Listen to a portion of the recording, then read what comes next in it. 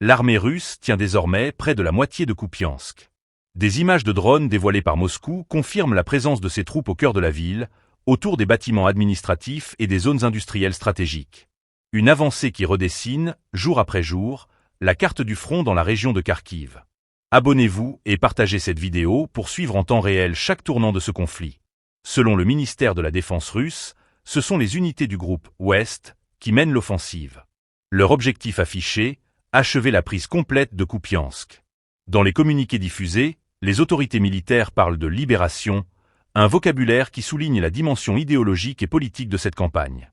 La bataille n'est pas seulement militaire, elle s'inscrit dans la rhétorique plus large du Kremlin qui cherche à justifier son action sur le terrain. Cette progression intervient dans un contexte de combats intenses et répétés.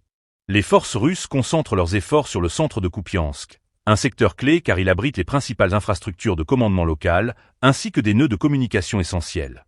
Contrôler ces zones signifie affaiblir considérablement la logistique ukrainienne dans la région, en coupant certaines voies d'approvisionnement vitales. Pour les autorités ukrainiennes, la situation est critique. Défendre Kupiansk revient à protéger un verrou stratégique dans le nord-est du pays. Depuis plusieurs semaines, Kiev tente de renforcer ses positions, mais la pression s'intensifie à mesure que les bombardements et les assauts terrestres se multiplient. Les combats de rue, documentés par des séquences vidéo et des témoignages locaux, confirment l'ampleur de la confrontation. Kupiansk n'est pas une ville comme les autres.